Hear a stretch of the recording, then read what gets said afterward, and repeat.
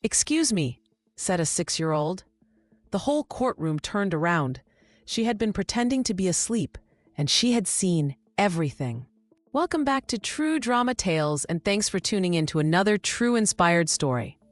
A 6-year-old girl in a red dress stood up in the middle of a courtroom, and for the first time all day, a wealthy woman, everyone believed, without question, lost her composure. The girl's father was nobody special, a handyman, divorced, no connections, no money for a real lawyer. He was sitting a few minutes away from a guilty verdict for a crime he didn't commit.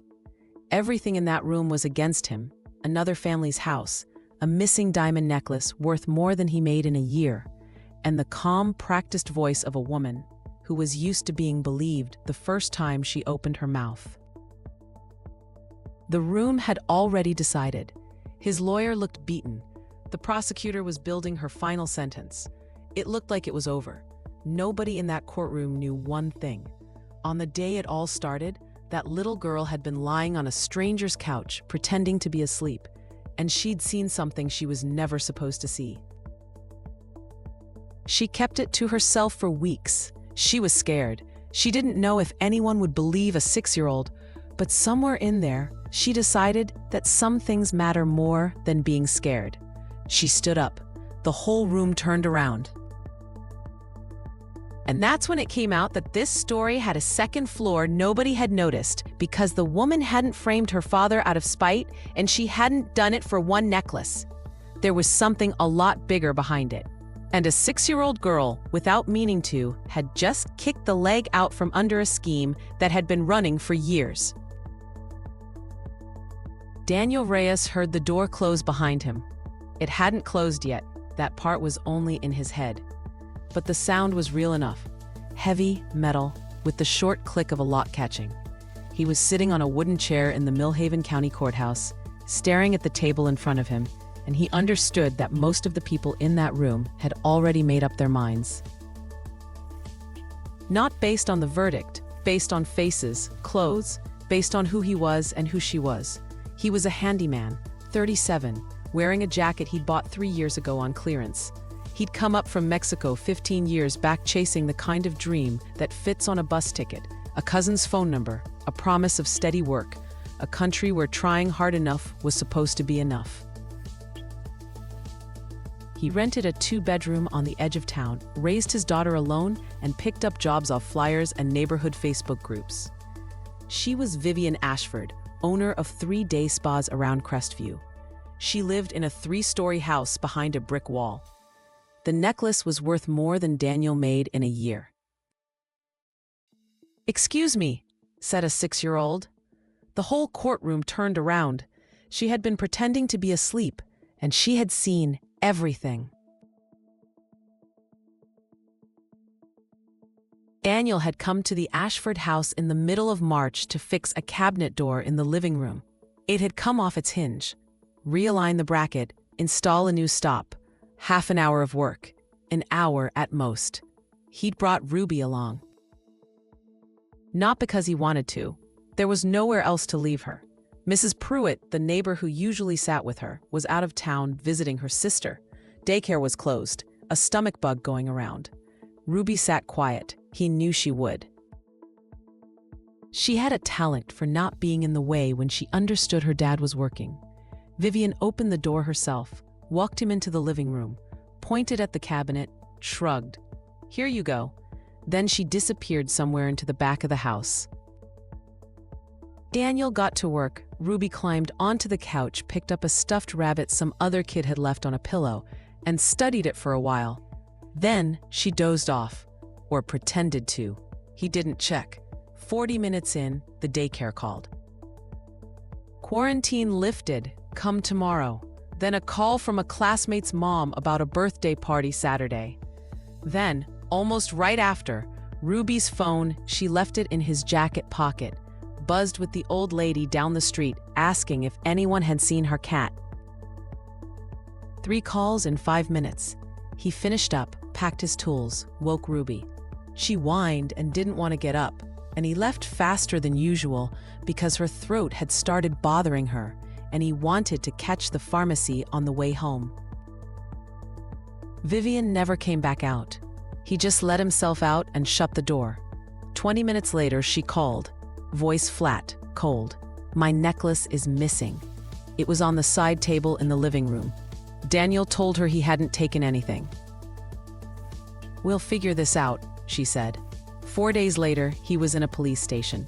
His lawyer was young, a public defender named Grant Miller, 20-something, worn folder under his arm, the look of a man with too many cases and not enough hours. "Mr. Reyes," Grant said in the hallway before the hearing. "Main thing, stay calm. Answer only what we talked about." "I didn't take it. I know I didn't. I believe you. But right now we don't have anything that directly disproves it." "What do you mean directly? No cameras, no witnesses, no pharmacy receipt. You said you paid cash." "I always pay cash." "I understand, but the court needs paper." Daniel looked at him. "You think they're going to convict me?" Grant went quiet for a second too long. "I'm going to do everything I can." That wasn't an answer. The courtroom was small. Wooden benches, tall windows, that smell of old paper and something official. People sat still, not out of respect, but the way people instinctively go quiet in rooms like that. Daniel didn't look back. He knew Ruby was there. He'd asked Cole Bennett, the 16-year-old from down the hall, to bring her on the bus and sit with her. She'd insisted on coming. He hadn't been able to say no. He couldn't explain to her why it was better to stay home. She'd looked at him in a way that ended the argument before it started. "Dad, you didn't do anything wrong." "No, Ruby, that's exactly why I want to be there." 6 years old, and she said it like it was the simplest logic in the world. He never turned around once. He was afraid of seeing her face, afraid he wouldn't be able to hold it together if he did. But at one point during the hearing, he felt her there, not because he heard anything. He just knew. The way you know something about your own kid. You don't see it, you don't hear it, you just feel it. She was sitting in the third row, red dress, the one she only wore for the big occasions. New Year's, preschool graduation, her father's birthday. Today she'd put it on again. He found out later, from Cole. "She said the red dress is brave," Cole texted that night. The prosecutor started at 10 sharp. Elaine Foster, late 40s, short hair, the calm eyes of someone who knew her job cold. No wasted words. The defendant, Mr. Reyes, was invited into the victim's home to perform a minor repair.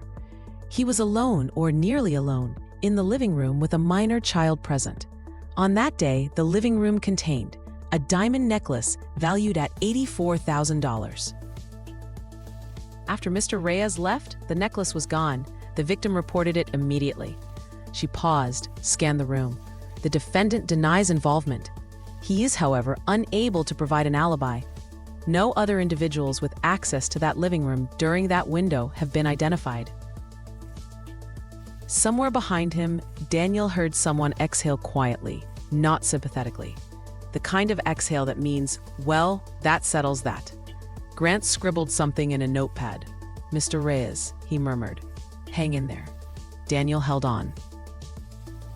He kept his hands flat on the table, out in the open, on purpose. He knew people read gestures. But something cold was already tightening in his chest, because the prosecutor was right about one thing. No other individuals had access. Except one.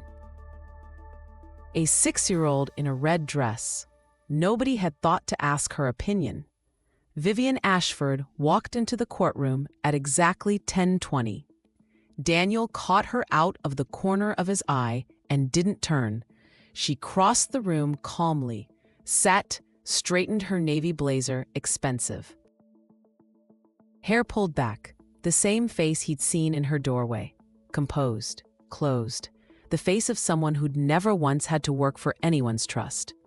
Judge Harold Whitfield, early 60s, glasses, the tired, permanently neutral face of a man who'd sat on that bench a long time, invited her to the stand.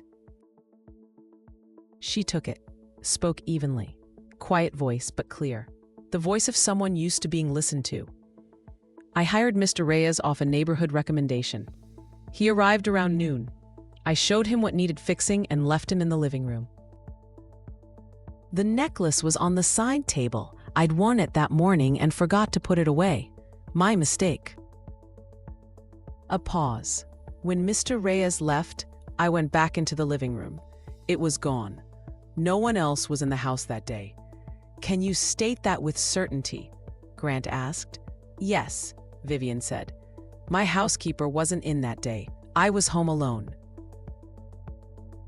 A beat, except for the child. She was asleep on the couch. She didn't move the whole time the repairman worked.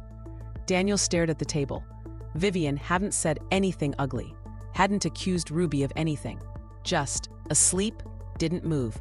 She'd turned a 6-year-old into furniture.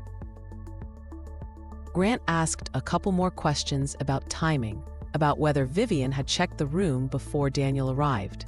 Her answers were crisp, no hesitation, a little too crisp. Daniel noticed it and understood in the same breath that noticing wasn't enough. During the 15-minute recess, Grant caught up with Daniel in the hallway, face serious. Mr. Reyes, we need to talk. Go ahead. I just got something through a neutral go-between, Vivian's lawyer. She's offering a deal. You plead to petty theft, under $100,000, reduced charge, and you walk with probation. No real time. You stay with your daughter. Daniel looked at him. I didn't take it. I understand. But think about what that offer means. It means she thinks the evidence isn't strong enough to guarantee a conviction. Otherwise, why offer a deal at all? Grant shook his head slightly. Not necessarily. It could just be about closing this out fast. She doesn't want a trial. She wants this over. Why, I don't know. And if I say no, then we keep going. But I have to be honest with you. Our position is weak. It's her word against yours, her status against yours. The judge is experienced, but he's got nothing to lean on except what's in front of him, unless something concrete shows up. Daniel said nothing. From the hallway, he could hear voices. A thin one among them, a kid's voice. Ruby talking to Cole. Cole answering low. If I take the deal, Daniel said quietly, Ruby grows up believing her father's a thief. Grant didn't answer right away. You're thinking about that right now? I think about it all the time. Okay, Grant closed the folder. Then we don't take it, we keep going. Daniel nodded. They headed back in. At the door, he glanced back once. Ruby was sitting in the third row, Cole beside her. She was looking straight at him. Dark eyes, red dress, fingers wound tight into the fabric of her skirt. She didn't smile, just looked. The way people look when they want to say something important and don't know how yet. Daniel turned away and walked back into the courtroom. He didn't see her open her mouth behind him and close it again. Didn't see Cole glance at her or her shake her head. Nothing, but her hand gripped the dress tighter. After the break, it was Daniel's turn. He explained the job, his daughter, the pharmacy, the 3 phone calls, why he'd left fast, not because he was running, but because Ruby's throat was bothering her. Elaine listened, then started in. You said you were in a hurry to get to the pharmacy. Yes. Do you have the receipt? No, I paid cash. Do you remember the name of the pharmacy? Millhaven Drug, or the CVS on Ridge. I'm not sure which. I go to both. You don't remember which one? This was 3 weeks ago. I go to different ones. I see. A pause. You said you shut the door behind yourself because Miss Ashford didn't come back out. You thought that was normal? She told me on my way in, just pull it shut when you leave. So I pulled it shut. You didn't knock. Didn't let her know you were finishing up? I didn't think it mattered. Or you were in a hurry. I already explained why I was in a hurry. Right, Elaine said. Because of a sore throat you treated with medication you don't have a receipt for, from a pharmacy you can't name. Daniel looked at her. Grant wrote something down. The room stayed quiet. And in that quiet, Daniel felt something shift for good. Not in the courtroom, in the people, in how they sat, in how they looked at him. He watched it happen. From let's hear him out to well, that settles that. They'd already decided. Only one person in that room hadn't said her piece yet. She was sitting in the third row, feet not reaching the floor, and she knew everything. Vivian Ashford had one skill she did better than anyone in that room: not talking. Not persuading, not pushing. She let her silences carry more weight than other people's words. A pause before an answer, not because she was thinking, but because she already knew. People fill silence with their own assumptions, and the assumptions almost always work in favor of whoever's staying quiet. Daniel understood that within the first minutes of her testimony, he wasn't watching her. He was watching the room, watching faces change. First attention, then trust, then that quiet complicity that shows up when a story's told just right and people feel like they've got the whole picture. Vivian wasn't telling a story. She was laying out facts, calm, no emotion, no reach for sympathy. Smarter than crying, tears get you sympathy, but sometimes doubt along with it. Facts almost never do. "I'm not going to claim I know exactly what happened," she said at one point. "I only know what I saw myself. The necklace was there. Then it wasn't. In between, one person was in that living room. Simple, ironclad." Grant stood for follow-up questions. Judge Whitfield nodded. Grant looked at the mostly blank sheet in front of him and started. "Miss Ashford, you said your housekeeper wasn't in that day." "Correct. When was the last time she'd been in before that?" "The day before. Friday. Did she clean the living room?" "Yes." "So as of Friday, the room was clean. Saturday, you were home alone. Sunday, the repairman came. You're saying the necklace was on the side table since morning. Is that right?" "Yes. You put it on that morning and took it off where?" A pause. "In my bedroom. Then I carried it back through the living room and set it on the table. I got distracted." "I see."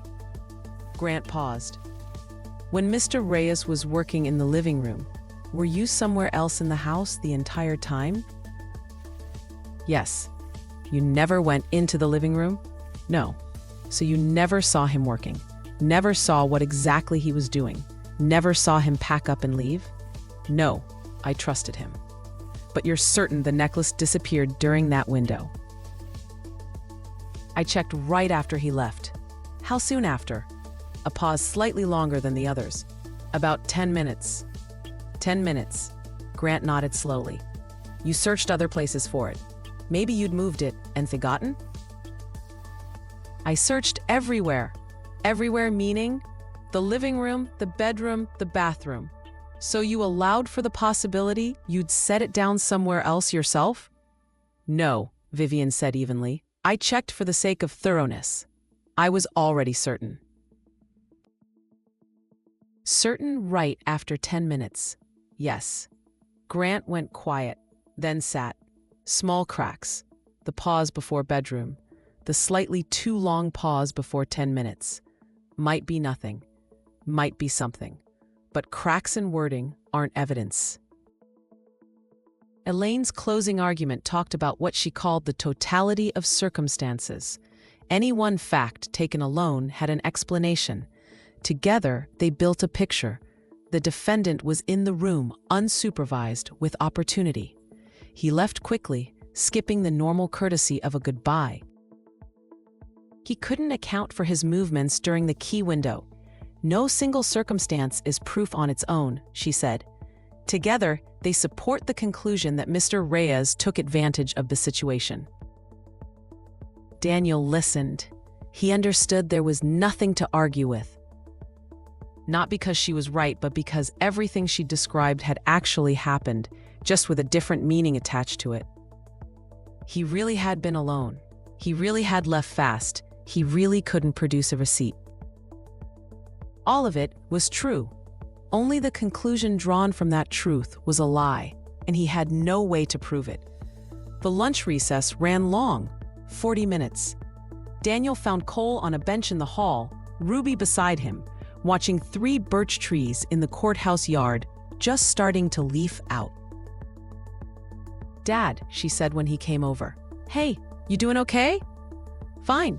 She looked at him the way kids look at grown-ups who say fine and clearly mean the opposite. "That's not true," she said. He crouched down in front of her. "Ruby, I heard what they were saying. I heard that woman too. Do you understand all of it?" "Not everything, but I understand the important part." She was quiet, a beat. "Dad, they think you stole it." "I know, but you didn't." "I know." How do you explain to a 6-year-old that sometimes the truth loses, not because it's wrong, but because it doesn't have the right paperwork? "Sometimes it just happens that way," he said. "Sometimes it's hard for people to tell who's telling the truth, so they ask a lot of questions. And if they ask enough, hopefully, they figure it out." Ruby looked at him for a long moment. "Dad, I want to tell you something." "What?" She opened her mouth. Right then, the bailiff leaned out of the courtroom door. "Back in 10. Ruby closed her mouth. "Tell me after?" he asked. She nodded. But there was something in her eyes that wasn't quite 6 years old. Something unsettled. Something he didn't read right away. Later he understood. It was a decision. She already knew what she was going to do. She just hadn't said it yet. That night, Ruby lay in bed and stared at the ceiling. Under the door, a thin line of light. Her dad wasn't asleep. He was in the kitchen. She could hear him get up, walk around, sit back down. She thought, turning that day over in her memory like beads on a string, one at a time. There they were in the car. There was the house with the brick wall. There was the rabbit on the couch. There she was, lying down, closing her eyes. There were the heels coming back. There was Vivian's voice. Normal at first, then different. That special voice people use when they think nobody's listening. And a sound, metal, like a clasp or a jewelry box lid. She'd tensed up. She lay there with her eyes shut, but the blanket only covered part of her face. Through the narrow gap between her eyebrow and the fabric, she could see a sliver of the room. Blurry, the way things look when you're not quite in focus. Vivian was standing by the side table. She was holding something small, something shiny. Then she bent down. The movement was quick, practiced, not a theft, not a scramble, the way a person moves when they're putting their own thing back in its place. Except the place wasn't a jewelry box on the table. The place was a purse, big, dark, sitting by the armchair. Vivian leaned toward it, dropped something inside, straightened up, and said, quiet, to herself or to someone on a phone Ruby couldn't see, "If he doesn't agree, we'll do it that way." Then she left. Ruby didn't know what any of it meant. She didn't know the word frame. She didn't know the word evidence. But she knew one thing. That woman had put a shiny thing in a bag with her own hand, before Daddy even finished working and left. And now she was saying the thing was gone. That night, Ruby made a decision. She got out of bed, went to the kitchen. Her dad was sitting at the table, looking at his phone. He glanced up. "Not sleeping?" "No. Go back to bed. Early morning."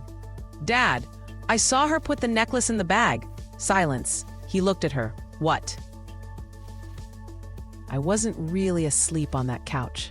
I was pretending." Ruby spoke evenly, the way you speak when you've been rehearsing it a long time, and finally say it out loud. She came back, went to the table, picked up something shiny, put it in a big dark bag by the chair, and said the thing about, "if he doesn't agree." Daniel didn't move.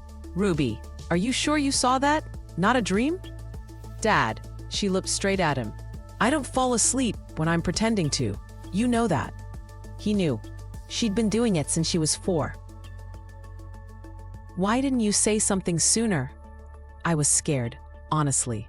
I didn't know if anyone would believe me. I'm little." Daniel sat still for a long moment, then got down on his knees in front of her. "Ruby, this is really important. You understand? This needs to get said in court. There will be a lot of people, a lot of grown-ups. That's scary. I know it is. You can do it." She thought about it, really thought, not for show. "You always say the truth counts even when your voice shakes," she said. "I do. Then I can do it." In the morning, she put on the red dress. Daniel looked at her. "Why red?" "Because it's brave." He didn't argue. They ate breakfast without talking much. Daniel drank his coffee and stared at nothing.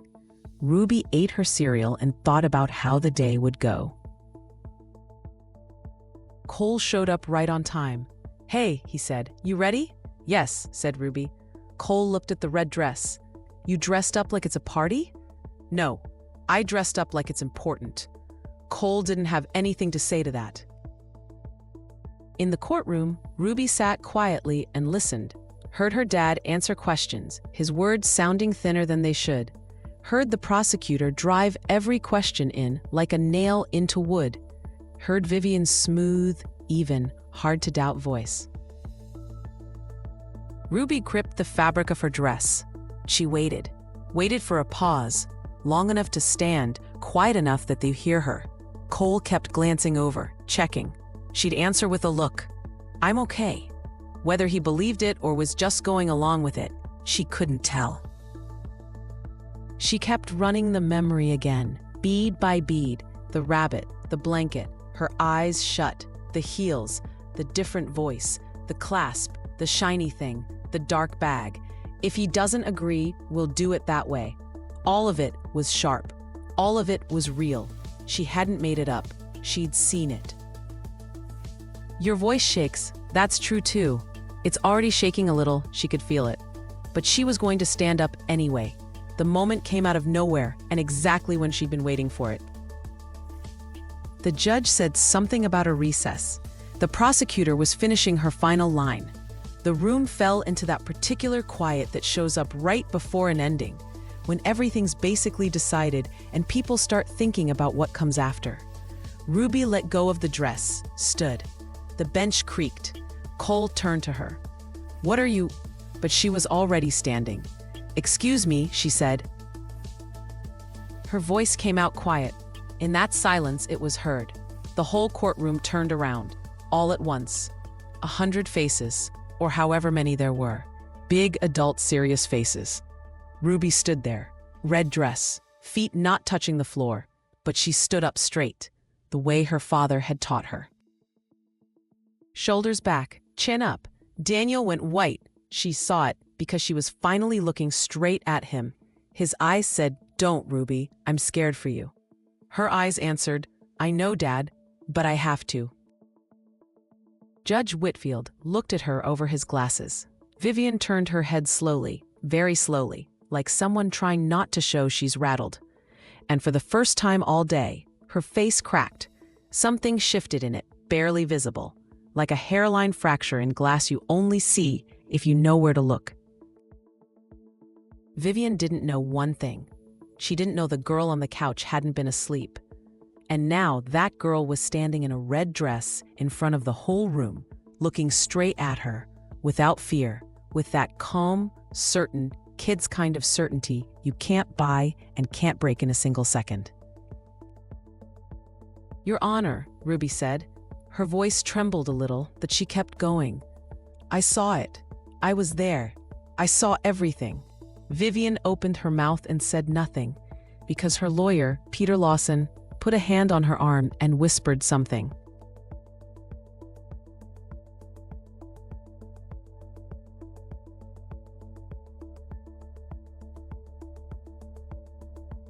Judge Whitfield took off his glasses, looked at Ruby a long moment, carefully, the way a man looks after 22 years on the bench, having seen just about everything, and is now seeing something he hasn't seen before. "Everyone stay seated," he said quietly. The room sat. "Recess is canceled. I'll hear the child." Judge Whitfield had spent 22 years learning to read a courtroom. He'd seen people cry and lie. He'd seen people smile and tell the truth. He'd seen lawyers build gorgeous arguments on nothing at all, and prosecutors lose airtight cases. He'd stopped trusting first impressions a long time ago, not because he'd gone cynical, but because he'd figured out that first impressions in a courtroom are almost always somebody else's, secondhand. But right now he was looking at a girl in a red dress, and the first impression was simple. She wasn't lying. He didn't know yet what she'd say, didn't know if it would matter, didn't know if her words could even count as testimony. All of that still had to get sorted out, but she wasn't lying. That much he could see immediately. "What's your name?" he asked again, gentler than his usual courtroom voice. "Ruby Reyes." "Ruby, is that short for something?" "Rubina, after my grandma." "Good name." He looked out at the room. Everyone stays where they are. Then back to her. "Ruby, come up here please, right here." She walked out of the row, down the aisle between the benches, small and straight-backed and red. Every footstep audible in the silence. The room didn't move. Daniel watched her, white-faced, hands clenched. Grant sat tense beside him. Elaine Foster, composed on the surface, leaned forward almost imperceptibly. Vivian watched Ruby too. Her face had gone smooth again, professional, quickly gathered back up. But her fingers stayed knotted on the table. Ruby stood in front of the judge. "You understand, you can only tell me what you saw yourself?" Whitfield said. "Not what someone told you, not something you imagined. Only what your own eyes saw." "Yes." "Good." He paused. "Tell me what you saw." Ruby talked quiet and even, no wasted words. She told it the way people tell the truth, kids and adults both. Not quite in order at first, then falling into order, with details that weren't strictly necessary for proof, but were there because they'd actually happened. The rabbit with the button eyes, the smell of the house, the blanket on the armrest. The judge didn't interrupt. "I laid down on the couch," Ruby said. "Took the rabbit, closed my eyes. Dad was working. Then she came back. That woman." A short pause. They talked a little, then she left, then she came back again. "When she came back, were you still lying down?" "Yes." "Eyes closed?" "Mostly." Ruby paused. "I was pretending to sleep, but I could see a little through the gap under the blanket." "What exactly did you see through that gap?" She went to the table. There was something shiny there. Ruby thought, remembering slowly. Small, shiny. She picked it up. "Did you see what it was?" "No, just that it was shiny." "Then what?" Then she bent down toward a bag, a big bag, dark, by the chair. She leaned down and put it inside. "Put what inside?" "What she took off the table." "Are you sure? Could you have that backwards? Maybe she took something out of the bag and put it on the table?" Ruby thought for a second. "No, first off the table, then in the bag. I saw her hand go down, into the bag, not up." Somewhere in the room, someone exhaled quietly. Judge Whitfield nodded. "What happened after that?" "She said something quiet. I didn't see a phone, but I think maybe she was talking into one, or to herself. She said, 'If he doesn't agree, we'll do it that way.' Then she left." "If he doesn't agree, we'll do it that way," the judge repeated. "You're sure you remember those exact words?" "Yes, I kept them a long time. I said them over to myself so I wouldn't forget." "Why did you keep repeating them?" Ruby looked at him. "Because they seemed important. I didn't know why. They just seemed important." The silence in that room was so complete that Daniel could hear his own breathing. Vivian couldn't hold it in. "Your Honor," she said. Her voice was almost level. "Ms. Ashford," the judge cut in, flat. "I did not give you the floor." Vivian went quiet. The judge looked back at Ruby. "I want to ask you a couple more things, if that's all right." "Okay. Did you tell your father about this before today?" "A little. That night, after it happened, I told him about the sentence. He said maybe it didn't have anything to do with us. Then the night before court, I told him everything. And what did he tell you to say in court? He didn't ask me to say anything. It was my decision. Why your decision? She glanced at her father, then back at the judge. Because Dad always says the truth counts even when your voice shakes, and he wasn't saying anything. So I figured I had to. From somewhere in the back of the room, a short, choked sound. The kind that happens when someone hears something that catches in their throat. Elaine Foster asked for the floor. The judge allowed it. She stood, looked at Ruby, not harsh but sharp. Ruby, I have a few questions for you too. That okay? Yes. You said you saw this through a gap under the blanket. Where was the couch relative to the walls? Ruby thought. By the window, I think. The window was on my right. And the table she went to, where was that? Left, kind of across, not super close. How far would you guess? Can you count it in steps? Maybe 4 or 5 steps. 4 or 5 steps. And through that gap, you saw her pick up a small, shiny object. Which hand was it in? Ruby considered. A real pause, unhurried. The right one, I'm sure, because her left hand was holding the strap of the bag, lifting the flap. The right one put it in. Elaine studied her. She hadn't expected that kind of detail. She'd been ready to catch a kid in vagueness. I don't remember, maybe, I think. But Ruby was answering precisely, not because she'd rehearsed it, but because she actually remembered. All right, Elaine said, a shade slower than before. You said the object was shiny. Did you see what it actually was? No. Why not? Because it was far away and the blanket covered some of it. So you can't say for certain it was the necklace? No, I can't. I just saw shiny, small. She picked it up and put it in the bag. A beat. But then where did the necklace go? My dad didn't take it. I saw him. He was at the cabinet the whole time. He didn't go near the table. You saw that he didn't go near the table? I saw Dad the whole time from the side.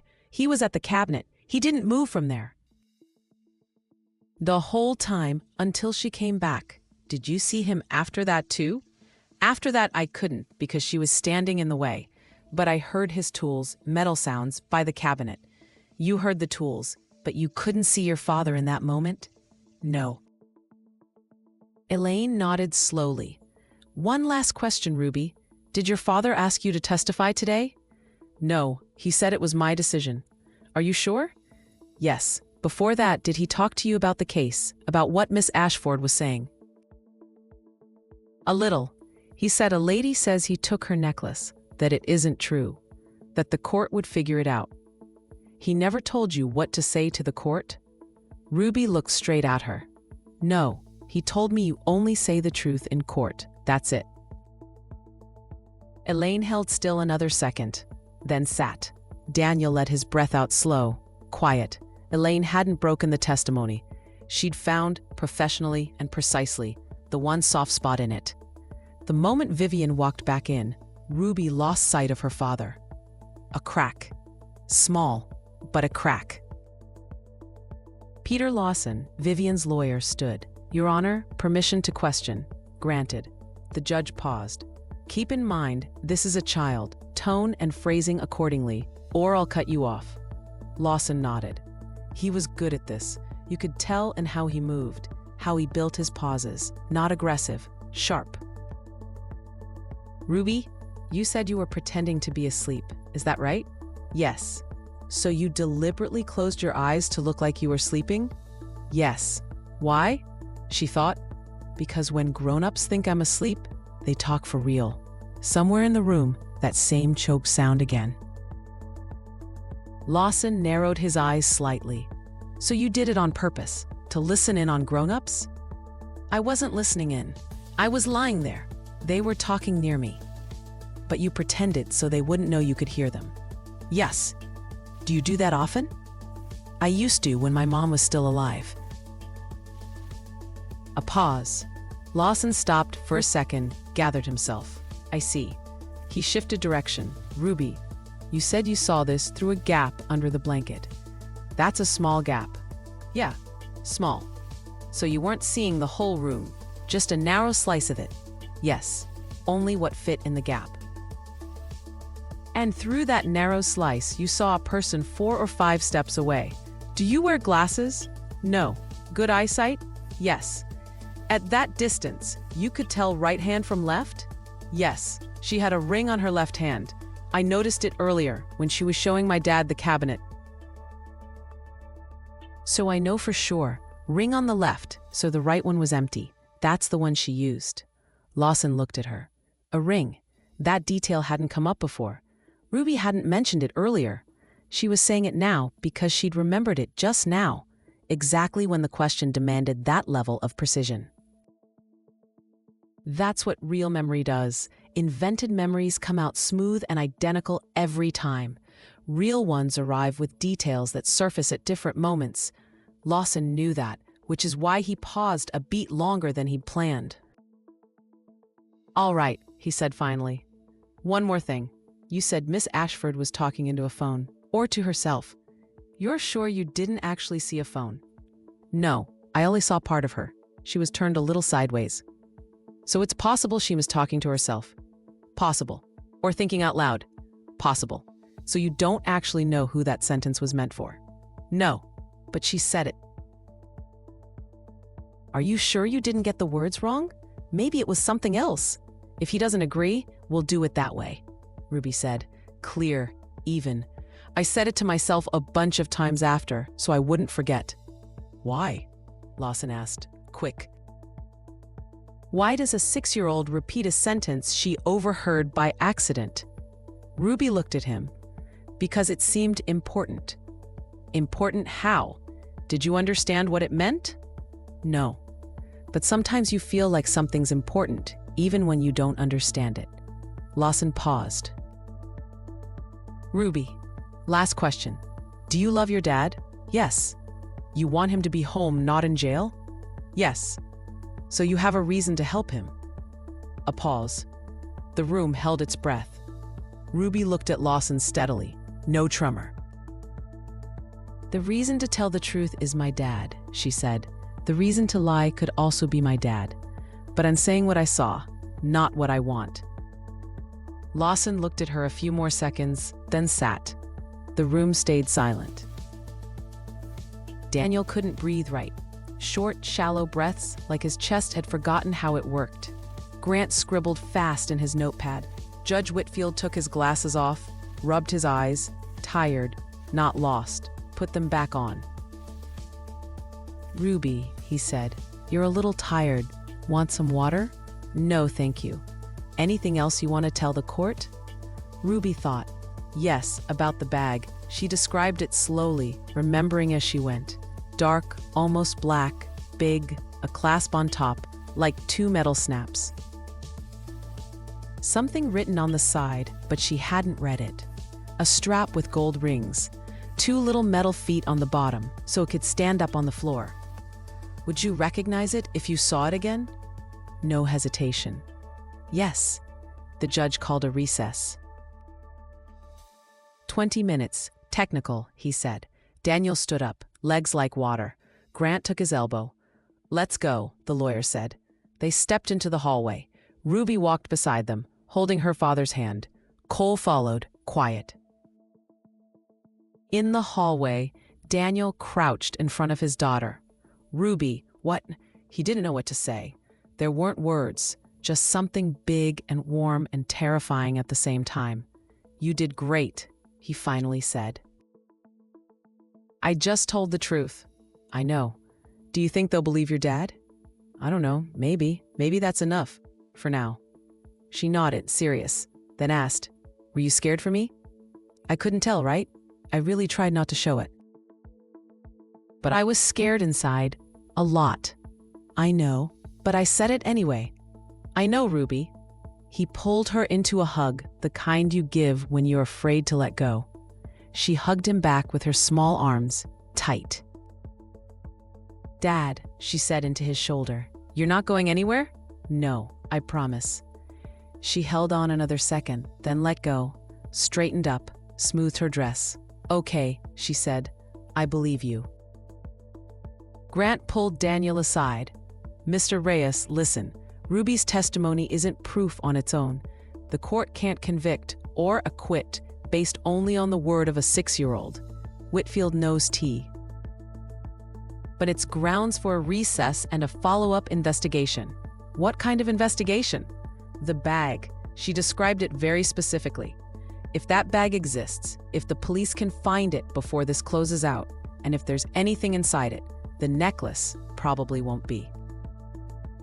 She's had a week to move it. But there's something else." He lowered his voice. "That sentence, if he doesn't agree, we'll do it that way. That's not a spur-of-the-moment theft. That's a plan. Someone knew about you ahead of time. Someone chose you."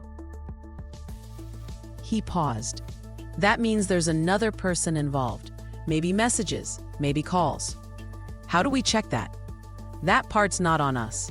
But if the judge sees enough grounds for doubt, he can request an investigation. Not an acquittal right now, but a hold. That's a different situation." "Better or worse?" "Better. Much better." Daniel didn't say anything. Down at the end of the hall stood Vivian and Lawson, talking low, facing the wall, backs to the room. Vivian was holding her phone. Lawson was talking fast, clipped. Daniel looked at her. Still composed, still upright, still the woman people trusted the second she opened her mouth. But something had changed. Barely visible, like light shifting before a storm. Not fear exactly, more like recalculation. A person who'd planned everything out had just discovered a variable she hadn't accounted for. A small variable in a red dress. Vivian felt the look, turned. Their eyes met for a second, hers and Daniel's. She looked away first. He didn't. The recess ended. Everyone filed back in. Judge Whitfield came in last, as always. Sat, arranged his papers, looked at something in front of him for a long moment, then looked up. Based on the testimony of the minor witness, Ruby Reyes, the court finds as follows. Daniel's hands clenched. The court notes that the minor witness's testimony contains specific, internally consistent details that, if properly verified, could bear significantly on the facts of this case. He took his glasses off. Accordingly, the court is adjourning proceedings for 7 business days. During that period, investigators are directed to, first, locate the item described by the victim as stolen. Second, review Ms. Ashford's phone records for the day of the alleged theft. Third, interview any personnel with access to the residence during that period. The room stayed quiet, then started to buzz low and building. "Defendant Reyes," the judge said, "you remain free until the next hearing. Your travel restriction stays in effect." Grant let out a long breath. Daniel sat frozen. 7 days. That's not an acquittal. It's a pause, but it's a chance. He looked at Ruby. She was on her bench in the 3rd row watching him. Feet not touching the floor, red dress. He nodded to her. She nodded back. On the way out, a stranger stopped them. A man in his 50s, heavy-set, gray overcoat. Not a lawyer, a different kind of face. The kind of face that belongs to someone used to doing the work, not talking about it. "Daniel Reyes?" he asked quietly. "Yes."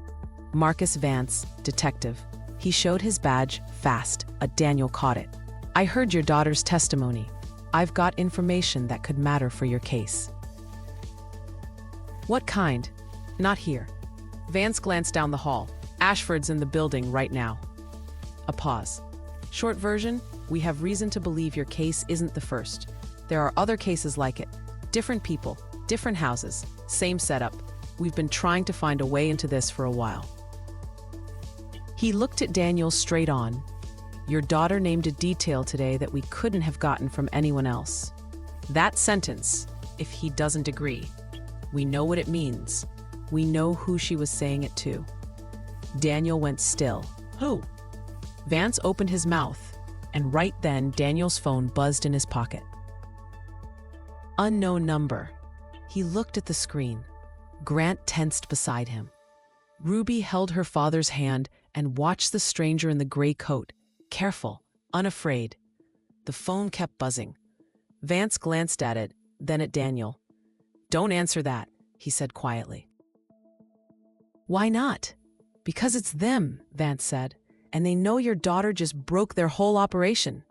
The phone kept buzzing. Ruby squeezed her father's hand tighter. Then it stopped.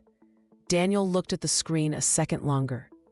Unknown number, local area code, no name. He put the phone away. Vance watched him do it. "Good call," the detective said. "Let's go. This isn't the place." He led them to a witness room upstairs, small. A table, 4 chairs, a window looking out on the courthouse yard. On the sill sat a dying potted plant nobody had watered since sometime last year. They sat. Cole stayed outside the door. Daniel asked him to wait. Cole nodded, no questions. Good kid, knew when to just stand there. Vance laid a thin folder on the table and opened it. "Mr. Reyes, I'll keep this short. We've had a case running 8 months. Not this one, a related one. 3 incidents in Crestview, 2 more in a neighboring county. Same pattern. A well-off homeowner hires a repairman for small work. The repairman is always someone alone. No support system, no savings, ideally with a kid. After he leaves, the homeowner reports something stolen. The repairman gets probation, sometimes real time. The homeowner collects an insurance payout worth 2 or 3 times whatever was supposedly taken. Daniel listened. Insurance. The necklace is insured. She files a theft claim.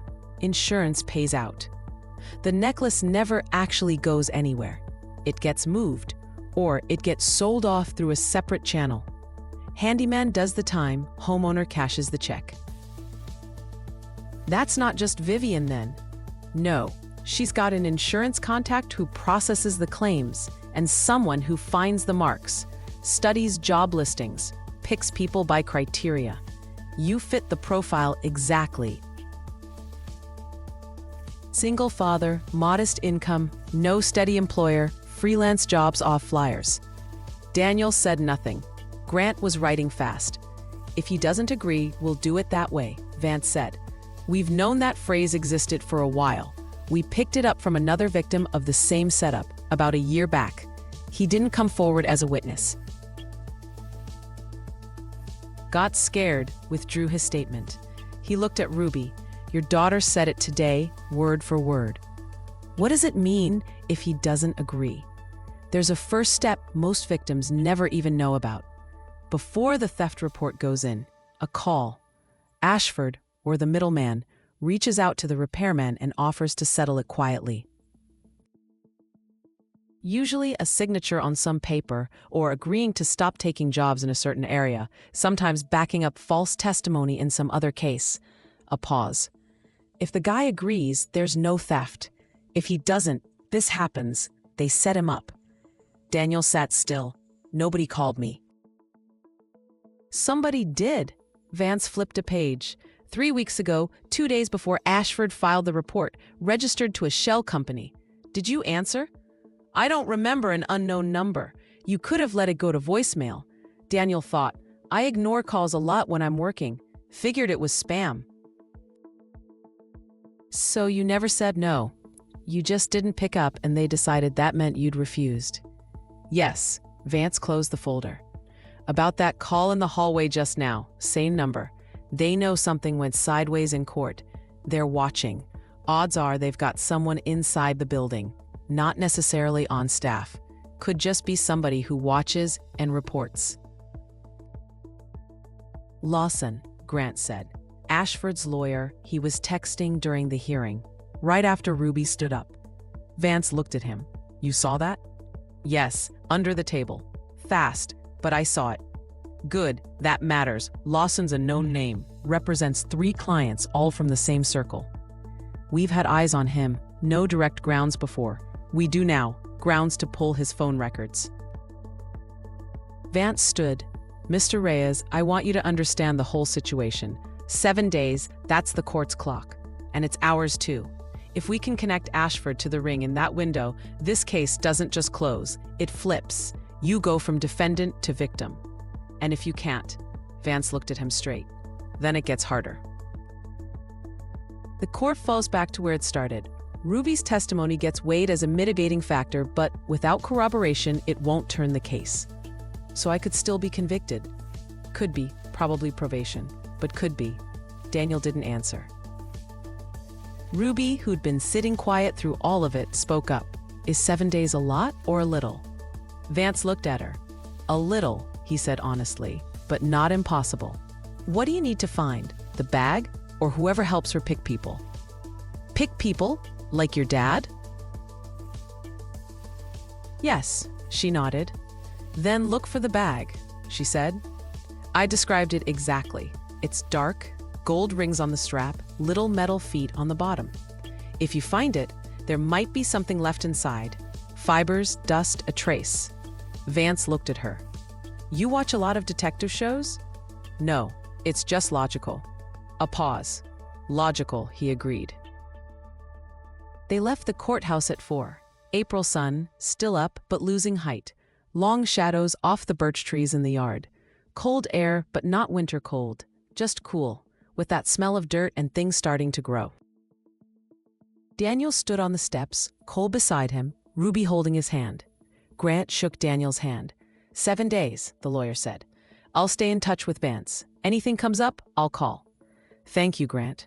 Don't thank me. He paused. Your daughter did something today no amount of paperwork from me could have done. Just understand that. He left. Daniel looked at the street.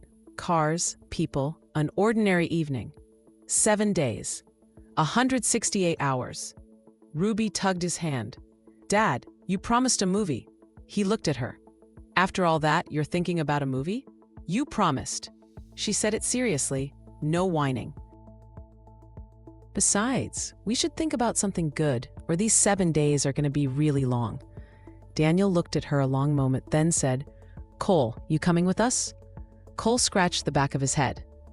If there's room. There's room, Ruby said. You sit on the left, Dad on the right, I'm in the middle. I'll eat popcorn out of both your buckets. The next 7 days were the longest of Daniel's life. Not because much happened, the opposite. Almost nothing did, on the surface. He worked, dropped Ruby at daycare, made dinner, watched TV without absorbing a single scene, went to bed and lay awake until 2, listening to the apartment's silence. Grant called every other day, short and to the point. Vance stayed quiet. That was worse. On day 3, Daniel couldn't wait anymore and texted the detective himself. Any update? The reply came an hour later. Working it. Got leads. Too early to say more. Found the bag. Working it. Daniel put the phone away. Ruby watched him pace the kitchen at night when he thought she was asleep. She wasn't. She lay in her room, staring at the ceiling, thinking. She'd done everything she could. She'd told the truth. Now it was in other people's hands. Grown-ups, the ones with the tools and the resources. There wasn't anything more she could do. That part was hard. Grown-ups think waiting is easier for kids. It isn't. Kids wait with their whole body, every single minute. On the 5th day, the first real news came. Grant called while Daniel was getting Ruby ready for daycare. Mr. Reyes. Small news, but important. Vance tracked down one of Ashford's former housekeepers. Cleaned the house about a year. Quit 8 months ago. A pause. She's willing to talk about what she saw in that house, the bag included. Daniel sat down. She saw the bag? She saw Ashford put the jewelry into it that day. Not the same moment as Ruby. Later, after you'd already left, she was walking past the living room and saw Ashford take the necklace back out of the bag and set it on the table. Put it back after I left. Like she wanted to check something or stage the scene, put everything back for show, so she could claim it was never there. A pause. The woman kept quiet 8 months. She was afraid. Ashford was her employer, gave her a strong written reference when she left. She didn't want to lose it. Why talk now? She saw a local news brief last night about the case. They didn't name Ruby, just a minor witness who stood up in the courtroom. This woman read it and called the DA's office herself. Daniel held the phone. Does that change anything? It changes a lot. Now we have two independent witnesses who saw the same action at different times, a kid and an adult. Same substance, different moments. Her statement will hold up. We're working on it. On day 6, the second thing happened. Vance called Daniel directly, the first time all week. Reyes? Yes, we found the bag.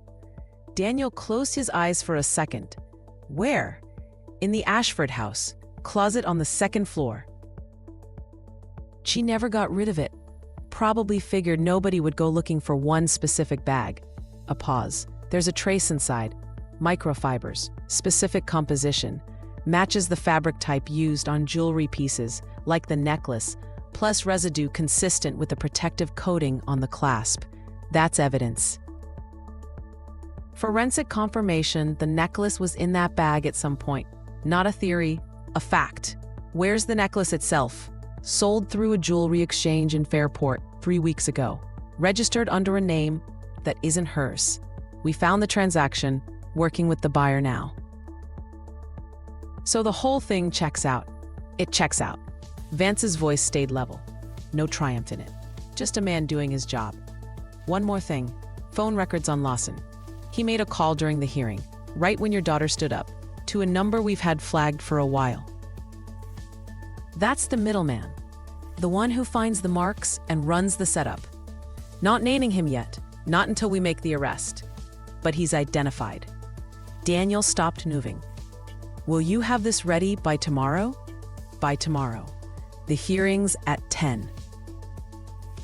We're working through the night, Vance said. We'll try. He hung up. Daniel stood in the kitchen. Ruby was at the table with a cup of tea, watching him. Dad, she said, why are you smiling? He hadn't realized he was. Touched his own face, almost checking. I think something good just happened, he said. I knew it, I could tell. A pause. Tell me? Tomorrow. Why tomorrow? Because it's not finished yet. Almost. She considered that. Okay, she said. Then I'm going to finish my tea and go to bed so tomorrow gets here faster. 6 years old, and she drank her tea and stared into the cup and waited for tomorrow. The exact same way grown-ups do, with the exact same nerves, minus the habit of hiding it behind a shrug. Ruby, do you regret it? Regret what? Standing up in court. She looked up. No pause, no thinking it over. No, you didn't do anything wrong, so I had to say something. A pause.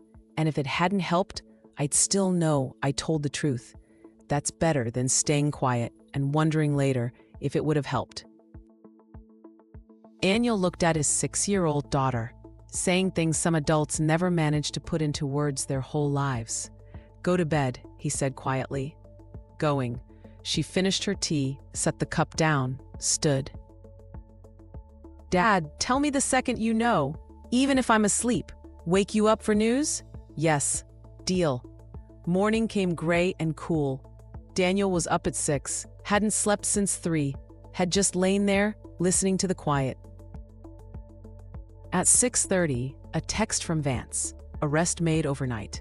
Middleman in custody. Ashford brought in for questioning this morning. Judge Whitfield's been notified. Daniel sat on the edge of the bed and read it 3 times. Then he got up, went to Ruby's room.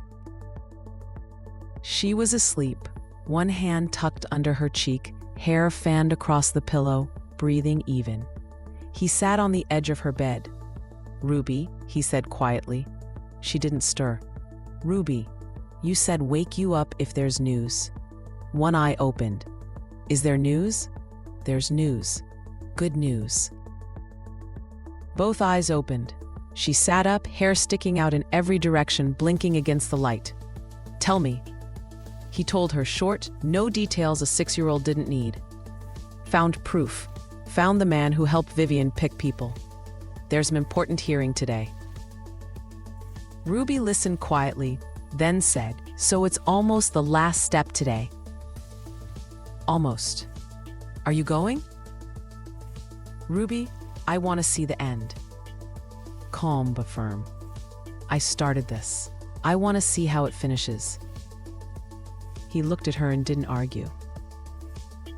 The courtroom at 10 had fewer people than the week before. Not a public trial, closed proceeding. Judge Whitfield, prosecutor Elaine Foster, Grant Miller, Daniel, and Detective Vance off to the side with a folder that was a lot thicker now. Vivian was brought in with a lawyer, but not Lawson, a different man unfamiliar to Daniel. Lawson, Brett explained later, had withdrawn from the case the night before. Officially, a conflict of interest. Vivian walked in different. Not the navy blazer, gray, plainer, without that steady certainty that had filled the room a week ago. She still held herself straight. Habits like that don't disappear in 7 days. But something behind that straight posture had changed, emptied out, like a house after the movers took the furniture. Daniel watched her, not with anger, with a strange, almost distant curiosity. What does it look like? A person who is ready to wreck a stranger's life and his daughter's for an insurance check, once the whole thing falls apart. Like this. Simple, like someone who's cold. Judge Whitfield opened the hearing, short and precise, running through the list. Forensic analysis of the bag, the former housekeeper's statement, phone records, the middleman's arrest, his statement given overnight. Each item landed like a brick. Vivian listened. Her new lawyer wrote notes. Based on the material submitted by investigators, Judge Whitfield said, the court reaches the following conclusions. A pause. Elaine sat still. Grant held his pen over the notepad. Daniel watched the judge. The evidentiary basis for the prosecution's case against Daniel Reyes is insufficient. Materials gathered in the course of this investigation point to alternate circumstances that exclude the defendant's guilt. Whitfield took off his glasses. The charges against Daniel Reyes are dismissed for lack of a crime.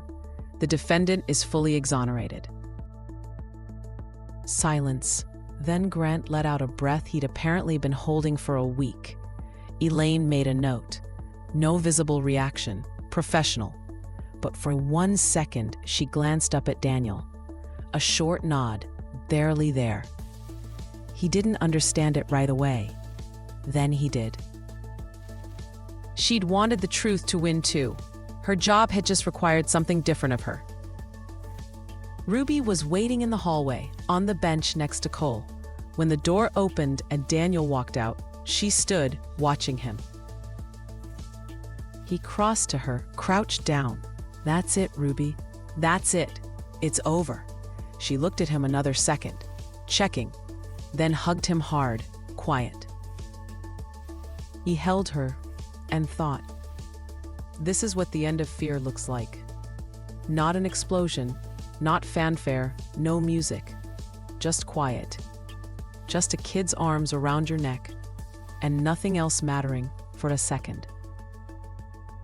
Dad, she said into his shoulder, the red dress worked. He laughed, a real laugh, short and alive, the kind he hadn't had in a long time. It worked, he agreed. They walked out of the courthouse, all 4 of them, Daniel, Ruby, Cole, Grant. Vance was waiting on the steps. Congratulations, he said to Daniel. Thank you. Daniel shook his hand. You made it in time. We made it. Vance looked at Ruby. You here too? I wanted to see the end, she said. Did you see it? Yes. How was it? She thought. Quiet, she said. I thought it'd be louder. Truth's always quiet, Vance said. It's the lie that's loud. Ruby nodded, serious, the way you nod when you're taking in something important. Detective, Daniel said. What happens to Vivian? Fraud charge, conspiracy, racketeering, on top of it, eventually. That's not fast. Courts, appeals, could take a year, year and a half. She'll be out on bail while it's pending. not enough right now to hold her. A pause. But her assets are frozen, accounts locked, travel restricted. Is that fair? Vance looked at him. Fair comes later. Right now, it's legal. A pause. Different thing, but it's what we've got. Daniel nodded. He understood. Justice and the law aren't the same thing. The law moves slow. Justice sometimes doesn't show up at all. But today, they'd landed in the same place, at least partway, at least for him, and that was enough. 2 weeks later, Daniel got a letter. Paper, envelope, stamp, handwritten address. Nobody sends those anymore. Inside, 3 lines in careful handwriting. My name is Susan. A year ago, the same thing happened to my brother. He got probation, but he was still convicted. He couldn't prove it. I read about your daughter online. I wanted you to know you're not alone. And your little girl, she gave the rest of us hope that it's possible to speak up. Daniel read it a few times, then handed it to Ruby. She read slowly, sounding out the harder words. Got to the end, looked up. Nobody helped her brother? No, that's the sad part. So there's more people like that out there. Yes, Ruby. She looked at the letter. Dad, we should do something. Like what? I don't know, but something. A pause. If I hadn't stood up, you'd have ended up like her brother. And I only stood up because I thought it would help you. But it turns out it gave her something too. It gave her the courage to write. She thought about it. So when you tell the truth, it's not just for yourself. Daniel looked at his daughter, 7 years old, in a month. He wrote Susan back. By hand, too. Told her they'd heard her. Told her that if she ever needed a witness who could explain how these things happen, they were there. Told her her brother wasn't alone. It wasn't much, but it was real. Ruby hung the red dress in the closet herself, careful, on a hanger, smoothing out the wrinkles with her hands. Daniel stood in the doorway, watching. You're not going to wear it again? He asked. I will, she said, closing the closet. For the next important thing. How do you know there's going to be a next important thing? She looked at him. There's always a next important thing, Dad. You just don't always know what it's going to be. He nodded, like he understood something profound. I know, he said, so seriously that it made him laugh at himself. Dad, you've been laughing a lot today. Good reasons to. Fair enough. She climbed onto her bed. Tell me something before bed. Tell you what? Something good. About something that's going to happen. Not something that already happened. He sat down next to her, fought a second. This summer, he said, we're going to the ocean. We've never been to the ocean. That's exactly why we're going. With what money? We'll save up. Promise. Promise. She thought about it. Can I bring the red dress? To the beach? To the beach? It's brave, and the ocean's brave too. He smiled. Sure. She closed her eyes. He sat next to her and watched her fall asleep. For real, not pretending. He could tell the difference by now.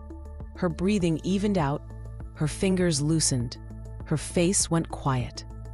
Quiet the way a kid's face goes quiet when nothing's wrong. Quiet the way it goes for someone who did something right and knows it.